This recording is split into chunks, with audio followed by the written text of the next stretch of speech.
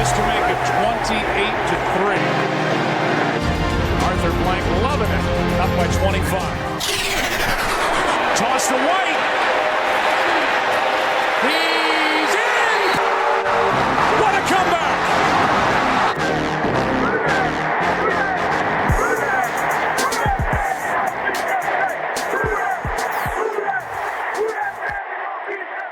All right, welcome back to another episode of the 28-3 podcast. Today for you, we have a very special guest, Ralph MALBROUGh, at Saints Forecast on Twitter. Might I say, perfect start. Host of my Wi-Fi, he froze up. Oh, this is great. We're not cutting this. That's right. Yeah, he's there. He's back.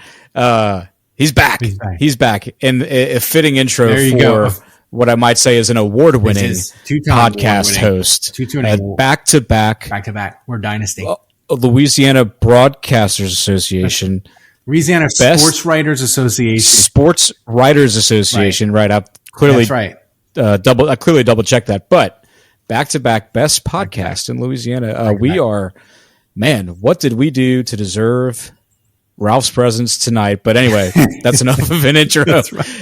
Thanks for joining us, man. You're welcome. We're happy to have you on, talk Saints and whatnot. Been following your pod for a while. Love your writing on WWL. Y'all talk about bourbon and drinking, so that's always there you go. Don't let him talk about honey bourbon on the podcast yet. I'm not. I've kind of like. I've moved away from the Jack. I've gone to like caramel bourbon. Oh, there we go. And Max, is that better? Bourbon should taste like bourbon. It shouldn't be flavored. I mean, or like if I want to drink bourbon, I'll drink like Jefferson's. Okay, that's solid. Which is good. It's like the Jefferson's like aged in the ship barrel. I was about to say, is it the aged at sea? It's aged at sea. It's amazing. It'll wreck you though. Like if you aren't a professional, like if you're not a bourbon drinker, the Jefferson's is like, you need to like not start there. But the Jefferson's it's really good. I can confirm. I definitely enjoy the Jefferson. It's good stuff. Yes. Now Max has given you the necessary ribbing on the honey bourbon. Man. We know you're used to having people on your podcast and you talk to them about everything they've done in their entire life. So hey, it's your lucky day.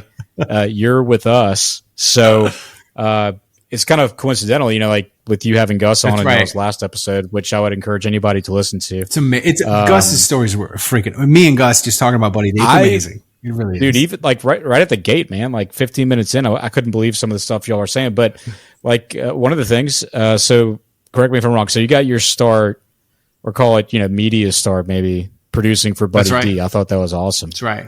And then so media lasted from like that 2002. Yeah, I mean, I had worked at WWL TV, and I had like been a desk assistant, and then like I didn't get a job that I wanted, so I left there. I still write the column for them though, and I did like Master Control, which Master Control channel 32 in like below the UNO branch in Metairie. Like I did Master Control. Like I was so horrible at that job because it's all about details and pushing buttons at the right time is not for me. But I did that job. Then Gus got me the job at WWL producing Buddy D, and I produced Buddy like 5 days a week. But the thing is, like, it was a part-time job, like barely above minimum wage. Like people don't realize is like all those jobs that you like, most of them, like if they're not full-time, like for like flagship stations of teams, there's a line out the door of people that want those jobs. So they don't have to pay. Yeah. Like they're just like, they think they're cool and they're like, oh, you do the pregame and the postgame and you produce, but like, so they don't have to pay anything. So it was a great job, but I made no money. Like I did Buddy D's job and I worked like I worked like 2 other jobs, including a job for my dad putting in radios and dump trucks at the time. You're telling me that I can't just walk up to the station and say, "Hey, I know a lot about sports," and expect a decent paycheck and just get No, hired. you can't. That doesn't work. You can't, and that's the thing. And like, it was, but here's the thing: it's amazing fun. It's like it was a great job. I worked in Baton Rouge too, doing sports talk radio, producing in the morning show. That was a little bit better job. I was full time, and I actually had health insurance benefits. I think for that job, I worked that job like a year and a half.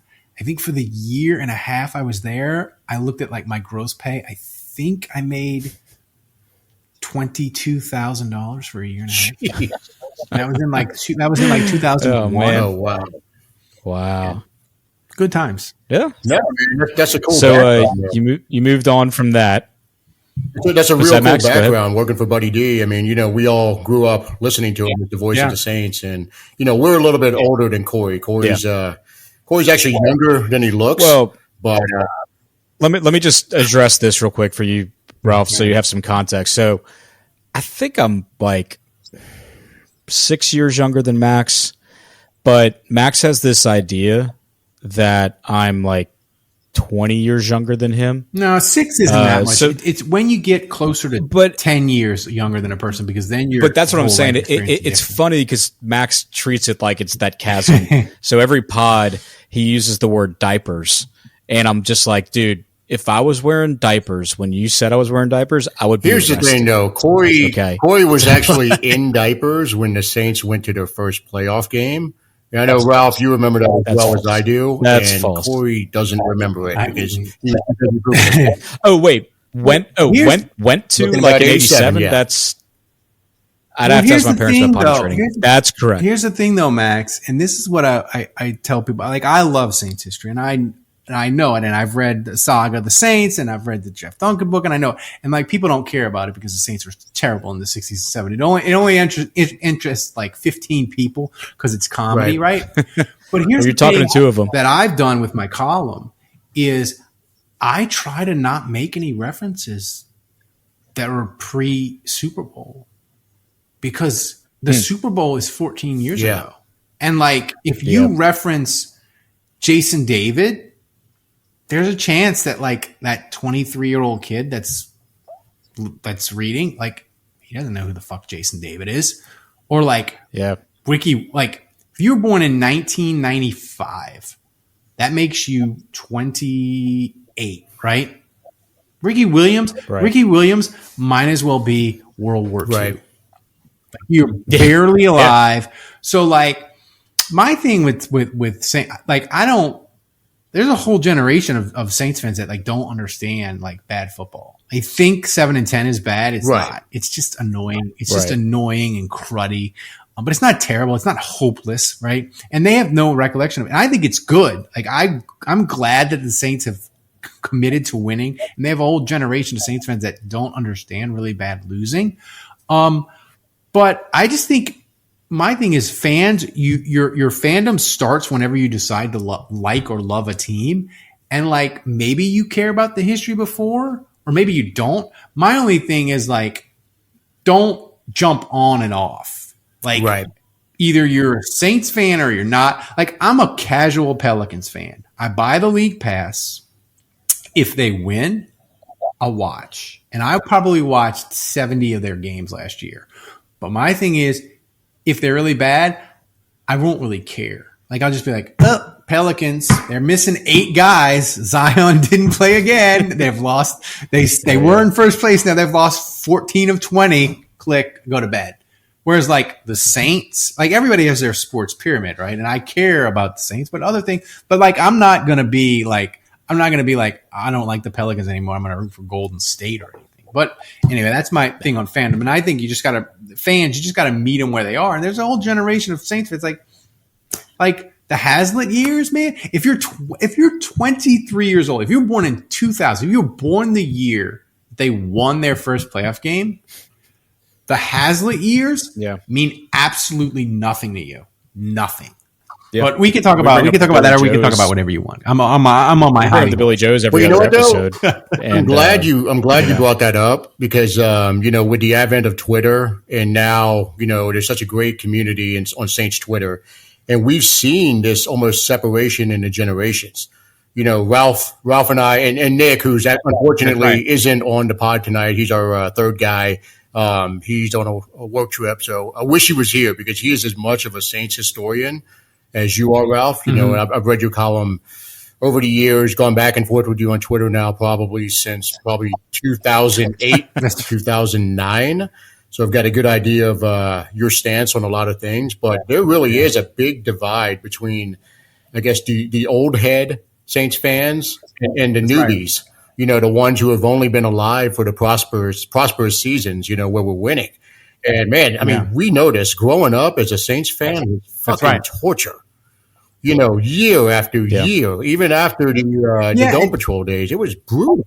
I mean, and even for like, I'm 47, like I'm just old. I'm 45. I'm right behind you.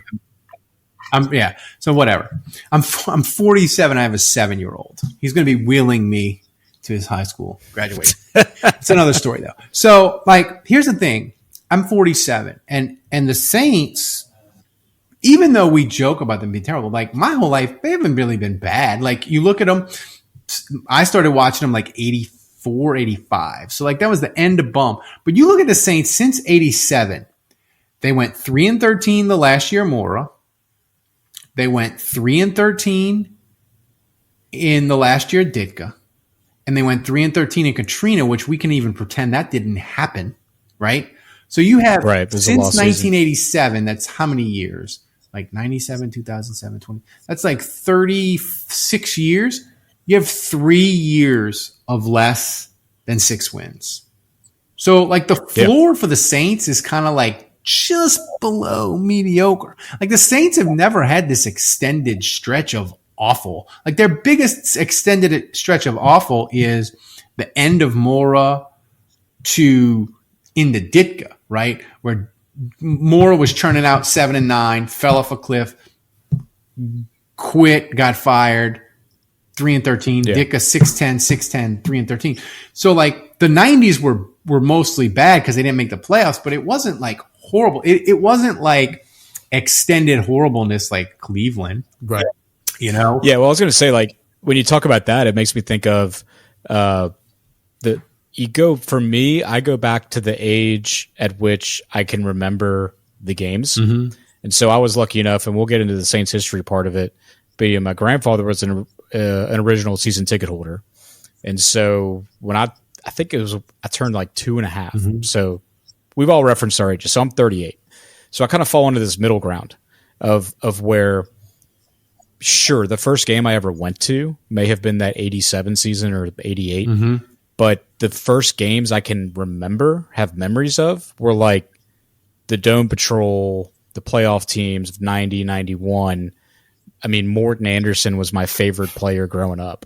I used to tell people that I, in fact, was Morton Anderson. I was like brainwashed as a kid to believe it. But so I got in, they took me in, they sucked me in. And then from then on, you got into your Mora's last year's sucking, Ditka, the Billy Joes, so it's like you're saying, like before Peyton, you're either remembering the pre-Mora days, mm-hmm. but if not, if you started following the team post-Mora, in pre-Peyton, the Saints have given you ample opportunity to witness a team that sucks at some point. That's right. Yeah. And experience the bad days. And I mean, listen, at moments in 2022, it was as bad. I mean, they were 4-9 at one point. That's as bad as it could be, pretty much. I mean, like when they hit the bottom, I think the Tampa game made them 4-9, and it was like, okay, they just lost in the most horrific fashion. It felt bad too. Is this going to death spiral, and are they going to go 4-13? And are we going to have to talk about getting Dennis Allen up out of here?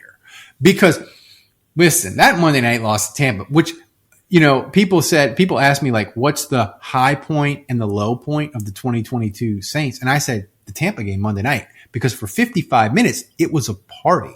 Like Tampa had gone,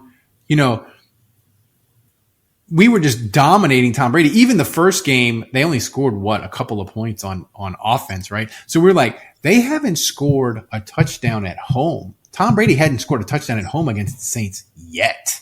Like into that Monday night game, you were going 11 quarters, almost 12, like this. It was a party. Like we were like, throw another iPad, Tom. Throw another Surface Pen. This is fucking great. And it all came apart. And people are like, that's weird. I'm like, how can you say that's the best and the worst? Because for 3 hours and 10 minutes, because it was a Monday night game, it was a party and it just fell apart like that, Yeah. Yeah. Kind of like it's almost reminding me of that the John Carney missed Oh God! Don't bring that up. Hey, look, I'm gonna blame Ralph on this one. It's like actually, I don't blame Ralph. I blame the Saints because we are a team that actually has somehow figured out a way to give us the best and worst moment of a season within like 2 minutes. The Jacksonville. The River City relay or whatever you want to call it, and Carney's missed extra point. If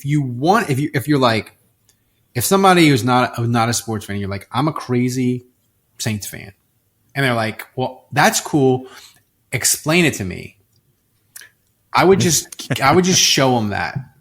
I would just. Right. I'm like this encapsulates the entire Saints fan experience. This right here.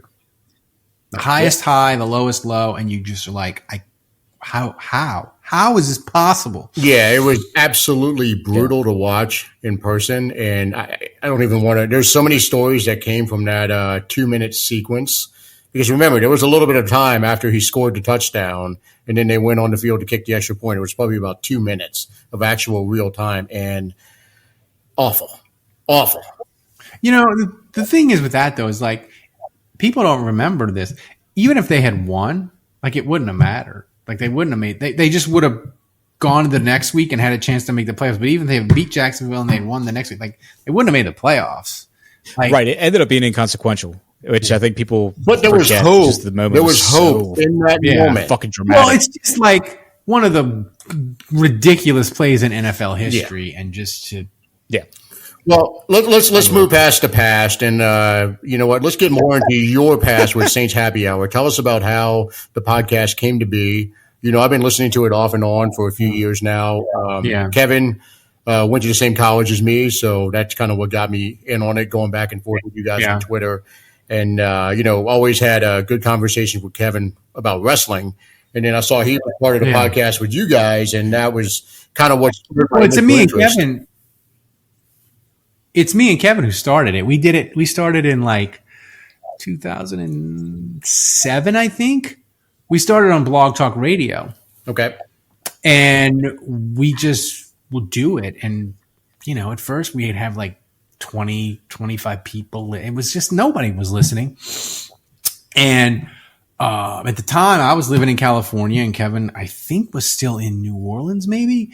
And, we were just doing it, and then we did it, and we kind of got to where we would get a couple hundred, but I was like, man, we gotta get this out more. We gotta, and like, at that time I didn't get on Twitter till like 2011. I think I checked my, or X. I don't know what you fucking call it now. I guess X now. But like, I didn't get on. So like, I was like, listen, I write the column for WWL, but like, they don't want to put the link in because it's weird. And like, I'm like, we gotta get it out. We got to figure out a way to like get people to listen to this, because like having 50 people listen, who cares? So like I got on Canal Street Chronicles, and I just contacted Dave, and I was just like, hey, Dave, you got Canal Street Chronicles, like come on with us and it'll give you content and you could post the link. And he was like, because Dave, that was back when Dave was editing Canal Street Chronicles, in charge of it, running it. You have to have content every day. In a blog, it's a nightmare to try to get content every day. So he's like, cool. Yeah. So we started it, And we did it, and it was fun. We did Blog Talk Radio. We would do it after the game. I think we would either do it right after the game, or we would do it, Sunday night, Monday night. And then Andrew came along, and I started reading Andrew's grades because of Canal Street Chronicles. I was like, his grades are really good. Like, he writes them that are like, they're funny and they're interesting, and they're not just like for tape nerds. And I was like, let's have him on. And he would come on like once a month, and then he just started. I was like, you know what? Just you get along with us. We have a good connection. Just come on all the time. And we did that. But the thing that really changed it for us was, one, we got lucky in that we started early. Like, they didn't have really podcasts or that sort of thing. And we went over to Podbean really early, like 2000, probably 9 or probably no. I think we did. We were still doing Blog Talk in 2009 when they won the Super Bowl, if I remember right. I think so. I'm not 100% sure. But we went to Podbean shortly after that. But the thing that changed it for us was Bountygate. Oh man. Because we used to be like, hey, what a time to be alive. The Saints season is over. We would go through the season, the playoffs would happen. We might go like through the Super Bowl. Even if they lost, in 2000, we'd do a couple more. But we'd be like, hey, the playoffs are over. Like, we'll be back with you sometime around like when the Saints do something in free agency and maybe for the draft, right? Because we're like, fuck it. You can't do a podcast every week. Come on, that's insane. Like, what are we going to talk about? And then Bountygate happened. And we're like, well, shit, they're going to suspend Peyton. They're going to nuke the Saints from orbit. Like, we gotta do a podcast. And so we would be like, hey, we're gonna do a special one. Maybe we'll do one. And like, the thing with Bountygate was every week something would happen. They're gonna do, they're gonna drop the bomb on. Then they might suspend Sean Payton. Then it's Pamplon. The tape came out, right? And then they were gonna suspend Payton for the year. And then they were gonna suspend the players, and the players were fighting with tag. So like, we had content like every week, and I was fuck, like, we're doing this podcast, and like we got like 2,500 people listening to this shit. Because I'm like, I think we're the only one doing this. You know what? And that was a magical time for Twitter and for your pod. Because I remember that's probably the earliest I remember going back and forth with you and Andrew and Kevin on Twitter. Was during Bountygate. Mm-hmm. And then, and Reed wrote a book on Bountygate. Yeah, like Dominic. They had Reed on regularly. So, Angry Hoodad, Ralph, Angry Hoodad, who was big on the Saints Twitter scene back in those days and kind of backed off a little bit. Dominic, he and I got to be friends on a trip to Denver. I think it was the Bountygate season, 2012 season. We met in Denver and ended up having a good time and got to be friends after that. But that was the heyday of Saints Twitter. Yeah, it was. Yeah, it was. And well, people were like thirsty for it back then, because it's like now it was like the opposite of what it is now. Now it's kind of like there's this market saturation, or it's just flooded with, like, it's like when Max and Nick and I were talking about doing this pod. Like I said, we're 17 episodes in. One of the first, we pro'd and conned everything. One of the biggest cons was like, are we going to be just another pod? And it was like, well, we have a pretty fucking cool name. Yeah. Okay. So, we're going to have that. We had a horrible name. We had a horrible name to start. But I think come out. What was your name? Yeah.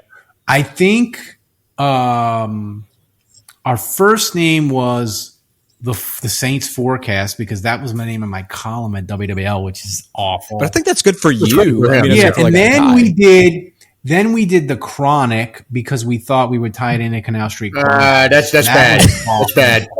That was how many potheads did you get like coming in being like, where's the real content? The dope talk.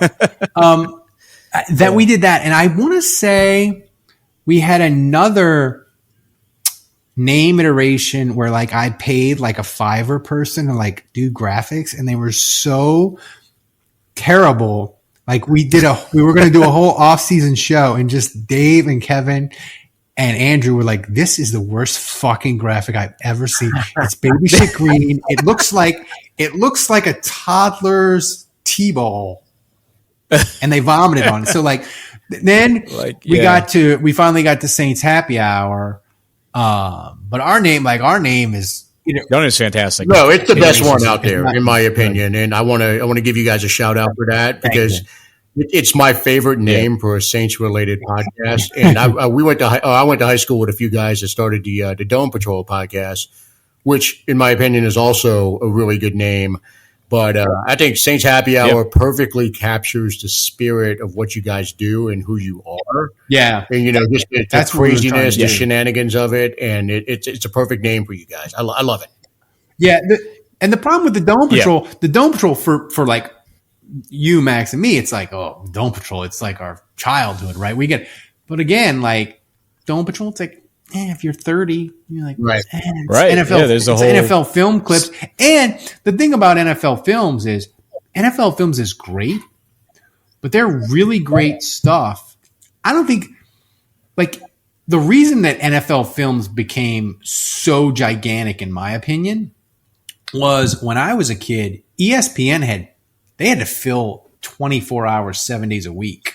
So like on Saturday and Sunday night, they would just play NFL films after prime time and after Sports Center from like 11 to 5 in the morning. And like Super Bowl week, they would just play old Super Bowl. And I remember as a kid, I'd like, God, I want the Saints to have their 30-minute Super Bowl highlight. That's a dream of mine.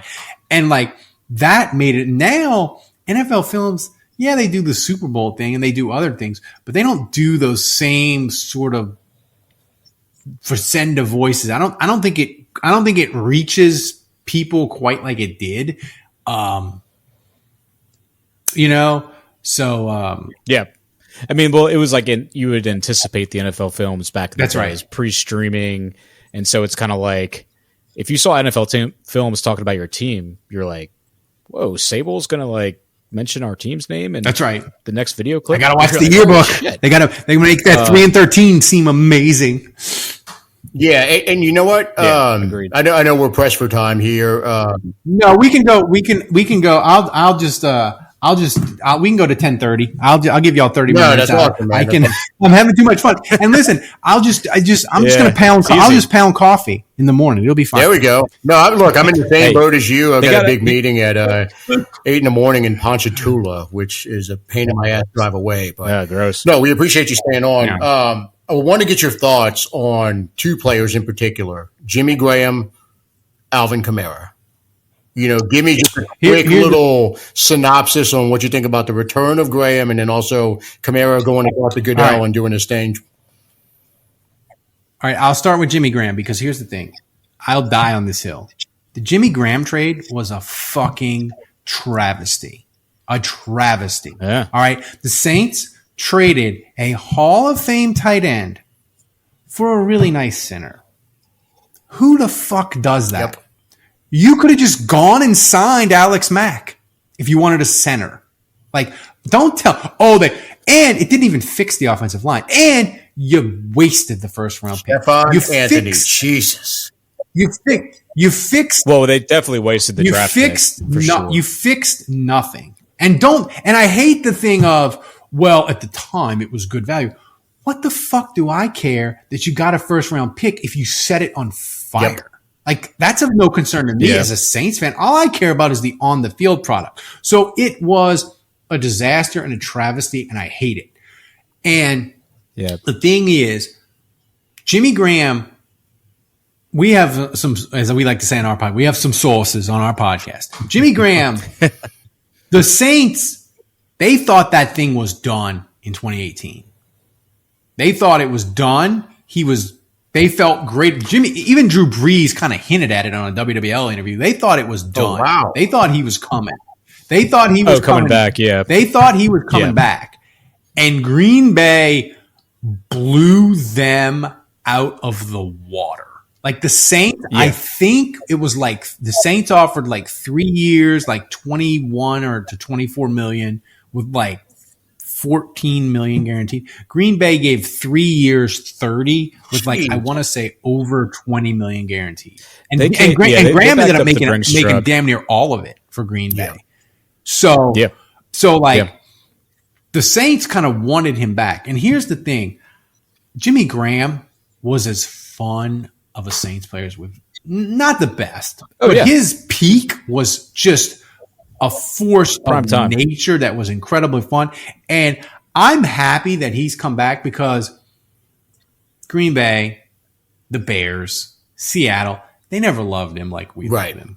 So if he comes Oh, hell back, no. Yeah. if he comes back and catches, probably like the dream season for Jimmy Graham this year is probably 20 to 25 catches and like 6 touchdowns. Where it's just like it's just like, oh, it's first and goal from the 8. It's time. It's Jimmy time. And like it's just a nice farewell. Like we'll feel great about it. Whereas if he had gone somewhere else, if he had gone to Miami and done the same thing, they'd be like, whatever. And you know what? Got to get another tight. Where like we'll be emotional at the end of it, like Right. at the end of this year. Like, and that's so. Yeah. So Jimmy Graham, I'm excited. And one thing, there's the Saints winning is the best thing, but there's almost my second favorite Saints thing is the Saints news that just drops out of the sky. Like you didn't have totally unforeseen. You didn't have the Nick Underhills and the Schefters and the Ian Rappaport saying like Jimmy Graham, he's visiting the Saints. He's going to work out. Maybe it'll work out. Maybe we could have a reunion. We didn't have any of that. Yeah, I love the fact that we didn't have the "Don't let him leave the building." line. We didn't have any of it. You know, it's was always just, the line. Don't let him leave the building. I'm like, Hold on. imprisoning There him? was one random person on Reddit who about a week That was before like, he's in town. posted Yeah, Jimmy like, Graham done. is going to sign with the Saints, because I sent it to Corey and Nick. And they're both, well, like, yeah, whatever. And then it happens, and we look at it and we're like, holy fuck. I came out of a meeting and I was in like a 2.5 hour work meeting, and I come out and I see Jimmy Graham trending, and I have like 40 notifications. Yeah. I'm like, holy shit, did Jimmy Graham die? But he didn't die. And I was just like, wow, but it didn't shock me because this is a plug for our show. Like in our Discord, Andrew Juge has really good sources. Oh, I'm in there. I hear him. Juice the man. I like it. Juge has really good sources in the Saints building. And he, last year in the summer, he's like, Saints are going to sign Jimmy Graham.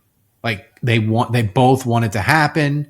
They feel good about it. He's going to come in. He's going to do a work. And like, it's going to happen. Like it's agreed. And it never did. And we gave him shit over it in the Discord. But then it happened this year. And I mean, we'll see. I'm just excited about it. Feel good stories like that make me happy. So we'll see. And you get the jersey repurposed. Oh, yeah. Well, let me say this about Graham to expand on your point earlier. Yep. If Graham stays in New Orleans for the entirety of his career, we are talking about him like we talk about Tony Gonzalez, because he would put up 15,000 yards. If he never got traded, 125 touchdowns on the board and be up for the greatest tight end ever. He might get there anyway. He's going to go to the Hall of Fame. He's somewhere between 5th and 8th in every major category. He's going to get there. He's going to get there. But if I think he might need to find a way to get 2 seasons with us. Yeah, I mean, to maybe be a sure bet. But also on a more positive note, with Jimmy signing, like your story, Ralph, this signing without any advance notice, It almost created it's like a where were you moment. That's right. Like all these historic moments in time. Like I remember exactly where I was when, so like, I talked to my younger brother is 2.5 years younger than me, and I'm on a group text with him and one of my best buddies from high school, Eric. And they know been doing the podcast. And so they sent a text to our my brother sent a text to the group text with 2 of us, and I hadn't seen anything yet. I'm driving to work, and he goes, "Are y'all doing an emergency podcast on Jimmy?" And I'm like, "Wait, there's only one Jimmy you'd be talking about, and why the fuck would we be doing an emergency podcast?"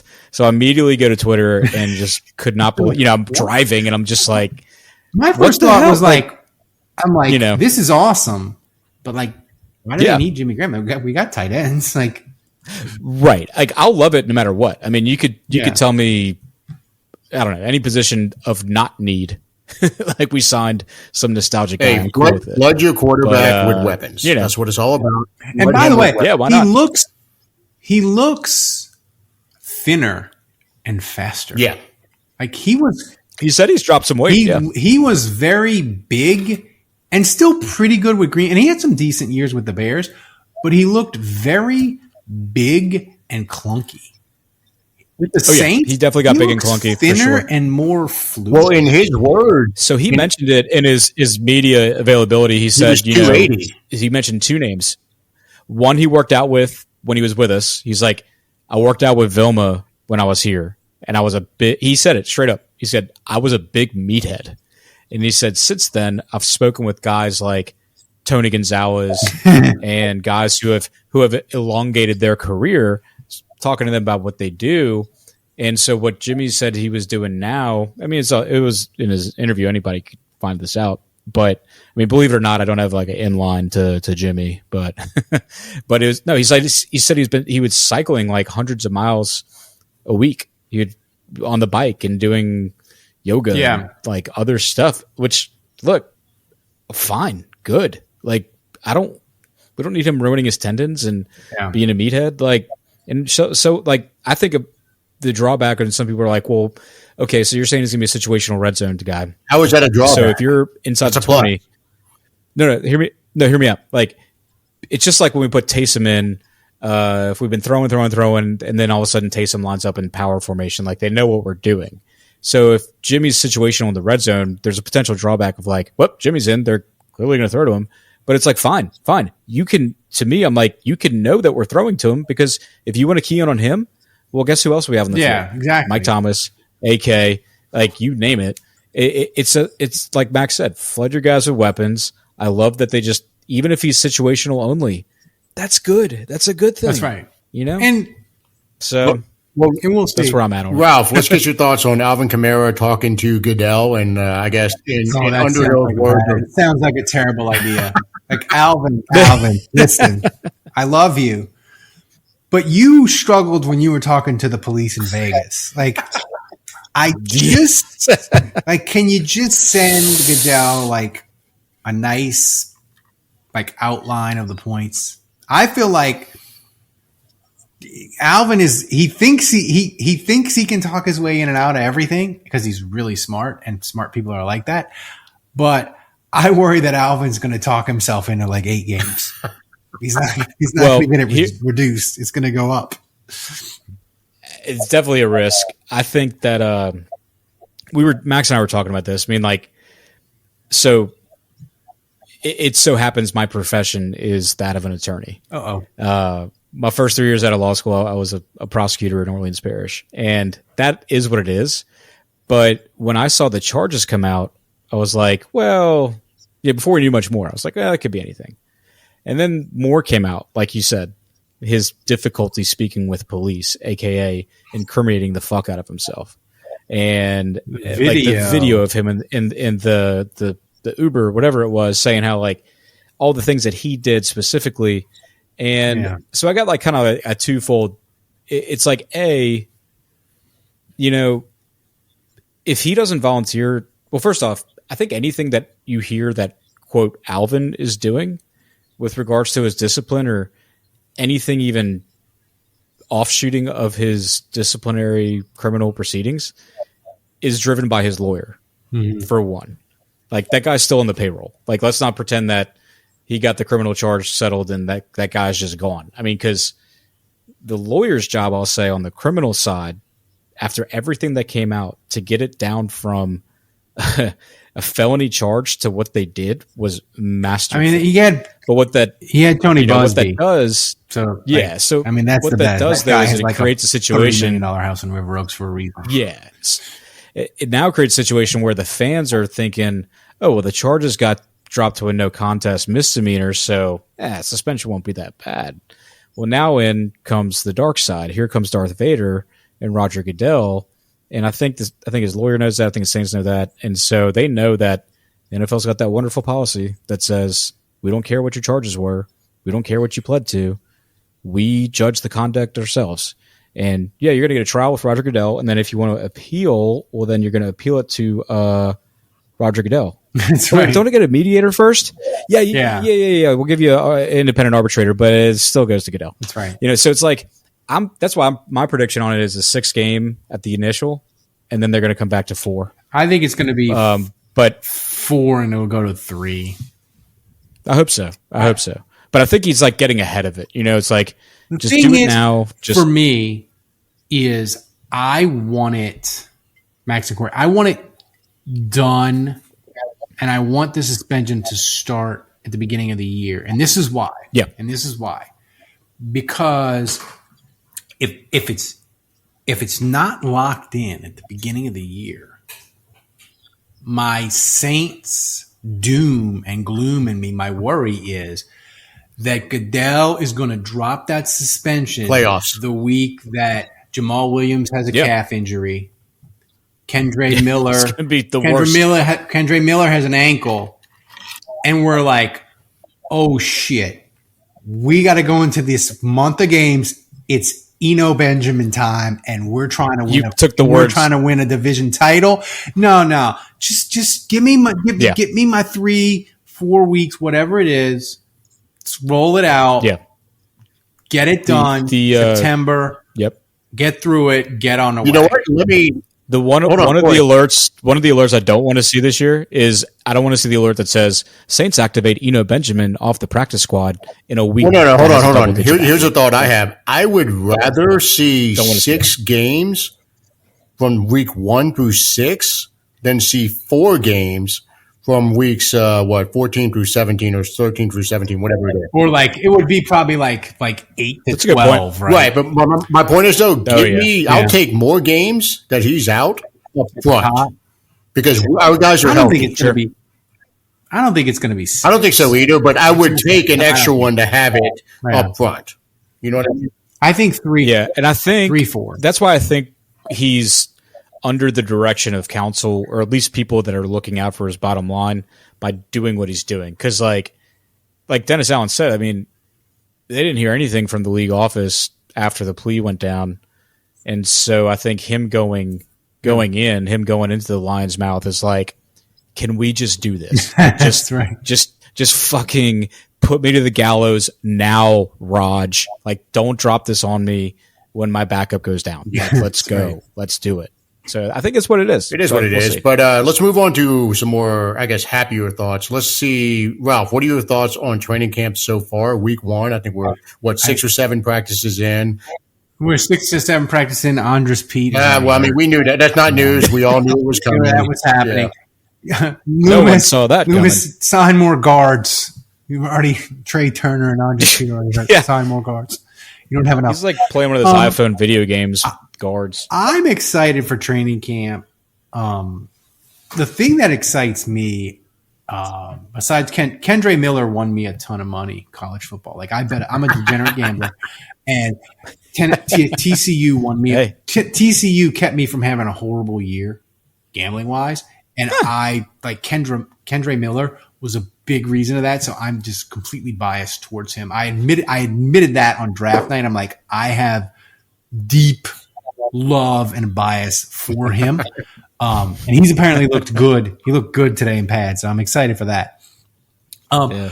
My thing with the Saints is you look at them and I just think Derek Carr is going to be Derek Carr. So he's going to be anywhere from like the 9th to like 14th best quarterback. Probably. Maybe you get something really special and he's better, but that's probably where he's going to end up. This offense is going to be okay. Olave is going to be great. Shaheed's going to be great.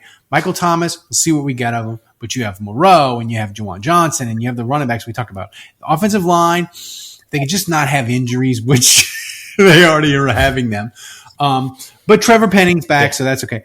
I think this team, it's going to come down to if they are they going to be a fighting for a playoff spot team or are they going to be a special team? I think it comes down to their older guys on defense. Can they get like one more year out of those guys? Cam Jordan, Tyrann Mathieu, Demario Davis, those guys. But more so than that is the defensive line to me because Dennis Allen basically was like, Davenport, get out of here. Onyemata, get out of here. You ain't been good since you got off the juice. Like, they redid the whole defensive line. They brought in Colin Sanders. They brought in Brissy. They brought in the guy from the Jets whose name I always blank on. Nathan Shepard. Nathan Shepard. Yeah, and so they have those guys. Can Cam Jordan give them what he's always given them, just be that veteran 7 to 8 sack guy? Carl Granderson is a guy, he has taken the Dennis Allen mantra to heart of like, Dennis Allen is like, if you can't set the edge, you don't play. That's it, right? And Carl Granderson is like, okay, I got to bulk up. He's learned to play run defense. His pass rushing hasn't kind of progressed, but he's a guy, look, his off the field stuff is, it's bad. It's bad. But he's a guy, listen, in an NFL, if you get 10 sacks, you get paid. If he gets to 7 to 10 sacks, he's going to get paid. So Peyton Turner looks better. If they can get something out of Peyton Turner and something out of Granderson, you get Cam Jordan to be good. I think the key, Foskey, I think is going to take a little bit of time, but I think the guy that's the key is Brissy. Because I'm not a tape eater. I admit that. I don't watch tape and I don't do that. I gamble. So that's how I watch big teams or bad teams, and I gamble, and that's how I like my 3 guys that I said Bryce Young, I said Bijan Robinson, and I said Laporta, the tight end from Iowa. Those are my 3 guys that are like locks. They're going to be good. Maybe I'm right, maybe I'm wrong. But Brissy is a guy that I looked at when I watched Clemson. I think he potentially, come November, people are going to be like, how the fuck did he fall to 29? Because he was the number one. Right, yeah. He was the number 1 high school player in America. So that means he has elite physical skills. Because in high school, Max and Corey, you know this, like high school, they don't really even care about production. Right. They just look at height, weight, speed, measurables, all those things. And they're like, we will sculpt you. Do you have the physical skills? And he was the best of the best, like Jalen Carter from Georgia type physical skills. And he would have been a top 15 pick, but he had the year from hell. His little sister dies. He gets strep throat. He gets another, I forget what it was, some sort of liver infection, and gains like 30 pounds in the hospital. Yeah. It was definitely non-football. Yeah. And his tape was dreadful, but he got it together. Like, he is potentially a steal. And to me, that's going to decide whether the Saints are still fun and like grinding between like 8, 9, 10 wins. But if the defensive line is rocking and rolling, their schedule sucks. And the NFC sucks. And that's gonna be the difference between 10 wins and like 13 wins. Because there's a lot of teams that like a 7-win team can turn into a 10-win team just by like, look at the Saints last year. Well, we were one of them, as I would say. Like the second Tampa game, that gets you to 8. The Minnesota game, the doink, that gets you to 9, right? And then suddenly you're 9-8 and you're winning the South. So like the difference between a 7 and a 10-win team is not that much. But I would argue the difference between a 10-win team or 10-win team and a 12-win team is a lot. And that's where that defensive line is going to need to they're going to need to get stuff. But the thing is, for the Saints, give them credit. Like, they did not fuck around. They didn't try to. Which I love to see. It would have been easier to be like, hey, David Onyemata, we'll pay you. We'll lower that cap number. Hey, Marcus Davenport, we'll pay you. We'll lower that cap number. No. They're like, get them out of here. And they rebuilt the thing. Real quick, because I know Max has a thought, but I was worried because what was the theme going from the year before last year to last year? All we heard was stability and consistency, and we're keeping Carmichael. We're keeping the gang together, so we don't have to withstand as much with the Sean Payton leaving. So I was worried, like, fuck, this team is worried about stability. That means we're going to keep the trash, And it was so refreshing to see what you just said. Yeah, let me say this. So my initial thought, the pivot point for this team going into 2023 is the offensive line. In my opinion, that's the number one thing because they're injury prone to begin with. We got Trevor Penning, who is a giant question mark at this point due to injury and coming from a small school. Andrews Pete always hurt. We touched on that. Eric McCoy, probably the solid rock of the unit.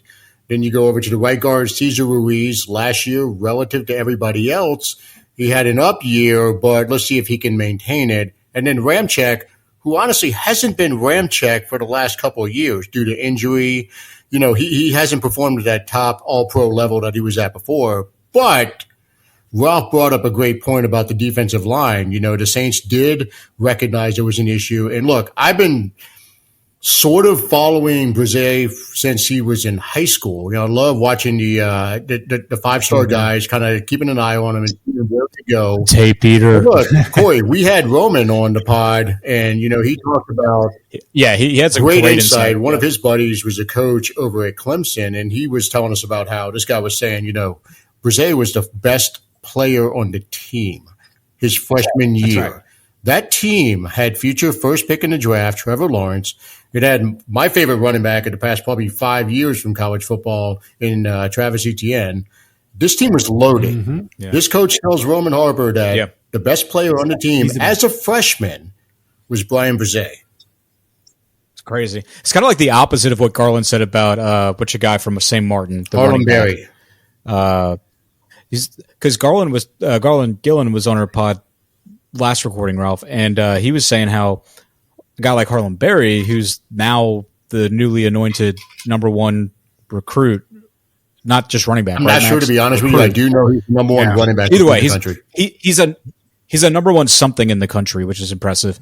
He elected to stay at a 1A school instead of go to a bigger name. And so he's the number one at a 1A school where he's running over, middle school size guys. Kids, right. So to hear about Brise, what Max is saying, it's like, and it's also like you're saying, Ralph, it's like, we don't eat the tape, but the tape don't lie. All you gotta do is watch this dude once, and you're just like, yeah, that's different. Yeah, that's something. like he's a guy that if he stays injured, you'll be like, you whiffed. But I would much rather, when you're picking at 29, roll the dice. Take the guy that's got the tremendous upside than there's picks that you make at like Roman Harper. He was a great Saints player. Saints Hall of Famer, played for a ton of years, Super Bowl champion, all of it.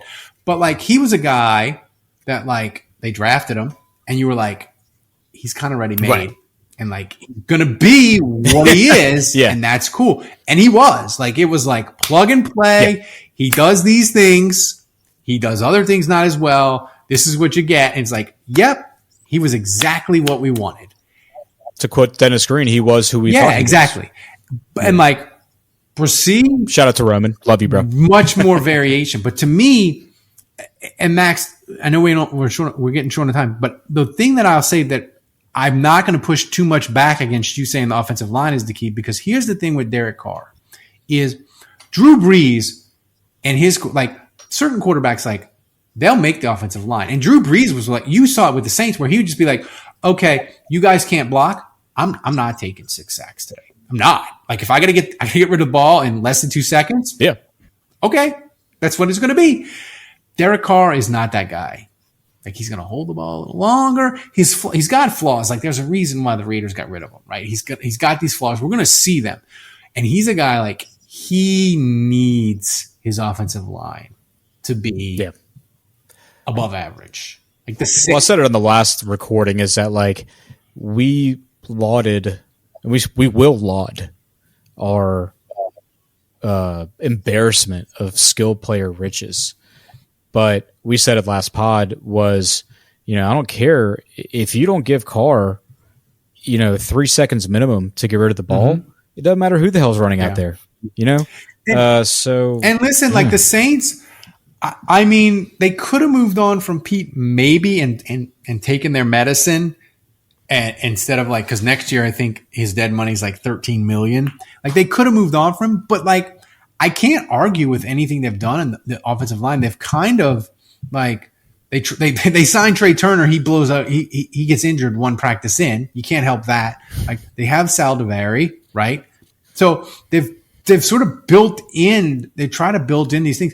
And the thing with the Saints offensive line is, if Penning beats out Hurst, you have 6 guys because you can plug Hurst in. You know, Hurst said today, look, I don't want to play left tackle. I like to play on the right side because the footwork is different. And as fans, we forget that. We're like, you just play anywhere on the line. It doesn't matter. Just plug them wherever. But like, no, just get over there. No, the footwork is like completely fucking different on one side than the other side. We as fans are telling this 6'6", 300-pound guy, come on, you puss, just get the hell over there. But like the thing that it gives the Saints is they have 6 offensive linemen. So they get 1 injury.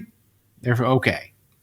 Problem for the Saints is the second injury, depending where it is, complete chaos. Agree. Complete and utter chaos. And so that's the thing. But like, if you're what were the Saints, like, what were they supposed to do?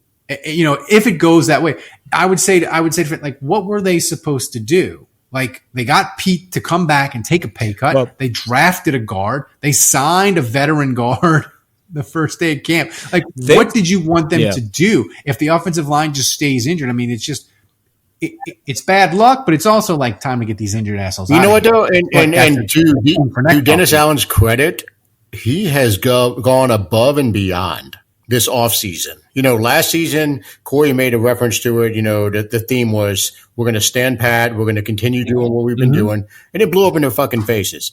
This offseason was the opposite. No, you know, Chris Richard, you're out of here. Difference in philosophy, whatever it is, you're gone. You know, the Davenport, Onyemata, kick rocks. Let's bring in some new blood and let's load up positions that we need to load up on. So it's been a very encouraging offseason and training camp so far. So. Yep. One of my favorite phrases, you love to see it. And here's my thing with the Saints is I try to think of like my preview for WWL. I don't like to like, I'm not really into like going game by game and predicting a record. I try to like find like a theme and make it funny and all that. But my thing with the Saints this year is, you know, there's no excuses. And Gus Cattingill came on the podcast and he had a great slogan for the part 2. I forget it. It was like, you blow up or we're going to blow you up. Because here's the thing.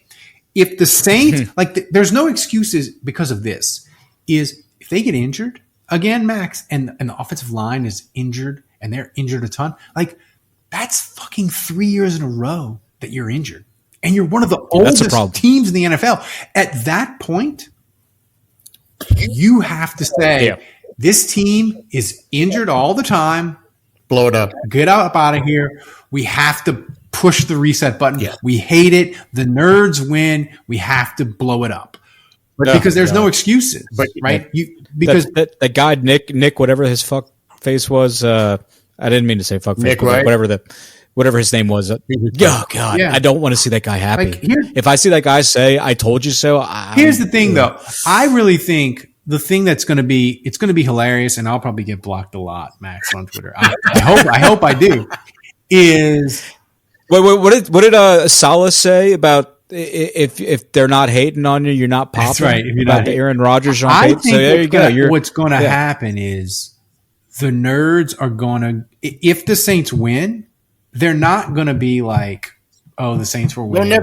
We were wrong. We're wrong." Yeah, they won't. Yeah. Mina Kimes is one of the one people. She'll concede. She'll be like, "I was wrong." You know, she will. But most of them will not. And they'll just move the goalposts. And what will happen is, unless the Saints win the Super Bowl, they'll just say, "Oh, we told you. They weren't going to win the Super Bowl. You went 13-4 and you only made the NFC Championship. Oh, you didn't have enough to push it over the edge. You went 13-4. You made the Super Bowl.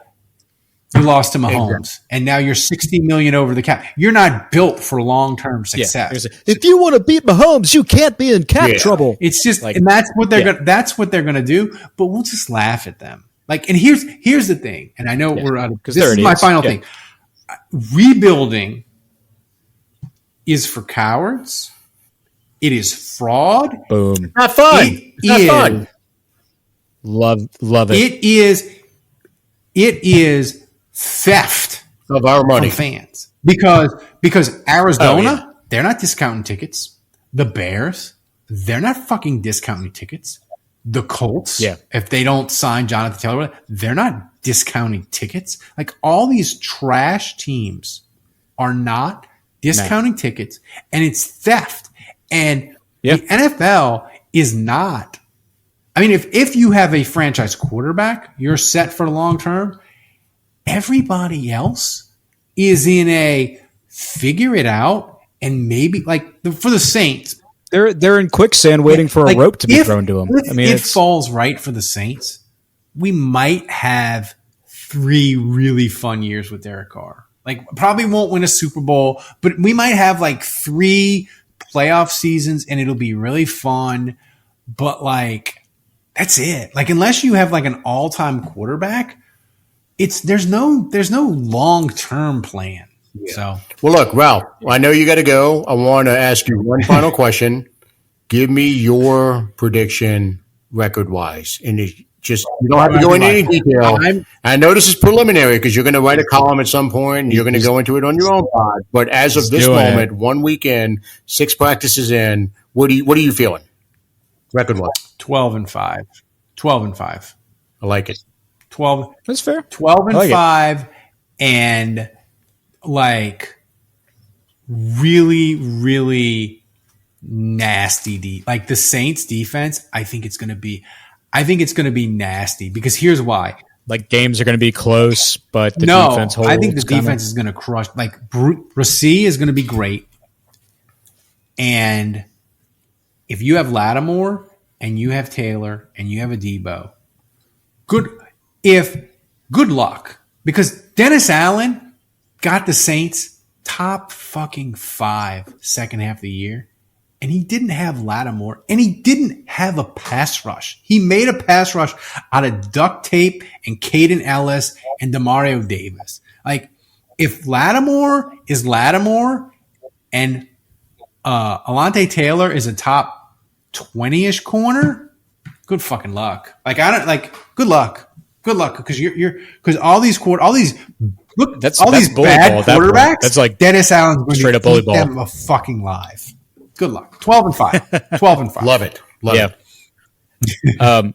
Very last thing. So, big Saints history buff. Okay, let's take 2 seconds. Have you seen a ticket stub to the very first Saints game ever in a while? I haven't seen one in a while, but my family, my father and his grandfather. Oh wow! My father and his grandfather they had Saints season tickets the first 3 years. They had incredible seats. Found this guy cleaning out my grandfather's house. What's the price? He was there, Tulane Stadium. The price on it is $15. Sick. This is gate 4. Let's see, section HH, which love those letters. Max knows why. Row 9, seat 10, $6. Ooh, that's probably so right there. That's and a third of my so drink. You saw that. Okay, when I walk in the dome. I know it's unbelievable. $6. My father, so, okay, the other one, tickets, season tickets, 2 tickets, $100. They were 50-yard line, 5th row. Unreal. Put it up there again. Okay, so my next one, I love y'all's dumbass bracket, Ralph. Oh yeah, and I especially love that an old throwback made it all the way to the championship, John Meekum. Because the story, I know you got to go, but all right. So my grandfather, the ticket holder, was an attorney. One of his biggest clients was actually John Meekum Sr. Oh, wow. And so Pawpaw's, like my mom and her brothers got to just go to a shitload of Saints games and get owner's treatment. So you talked about how shitty John Meekum was as an owner worrying about football. You know what you know how much he had the audacity to be shitty at football, but the tickets to his box were literally the golden ticket. Yeah, dude, everything else. And so this right here is a ticket to the owner's box. It is an actual Saints golden ticket. Wow. This is so really walkover. No, you got John Meekum. I wanted to show you those. John Meekum, his parties, children's parties were like, he spent ridiculous amounts of money on the Saints, but he was terrible. And he was 20 fucking It was when he owned the team. 26. Yeah. 26. He was daddy's boy. His dad had, because my grandpa talked to his senior's accountant, and he used dad's money, oil money, all this shit. Senior had a chateau in France that he forgot about. My grandpa was in a meeting, and the accountant's like, "Yeah, there's the chateau in a whatever region of France," and Senior's like, "What the hell are you talking about, sir? Your audit. I mean, the house that's in the thing by the." He's like, "Oh, totally forgot about that thing." And so, like, his son was partaking in this type of culture. You know? That's right. It's just incredible. Anyway, love y'all. Yeah, and again, Ralph, thank you again for jumping on with us tonight. You're welcome. Great guys, time. love your show. Love interacting with you guys on Twitter. Always a good time. And just thanks again, man. We appreciate it. I can't wait. I can't wait. We need the first preseason. I can't wait. It's almost here. It's coming. To happen. Anyway, so yeah, Ralph, thank you so much, my man. And I'm sure we'll be interacting more on Twitter. You and Darsaint at Darsaint at Saints Forecast. Look for the battles coming your way to a theater near you. But anyway, thanks again for listening to another episode of the 28-3 podcast. What a comeback!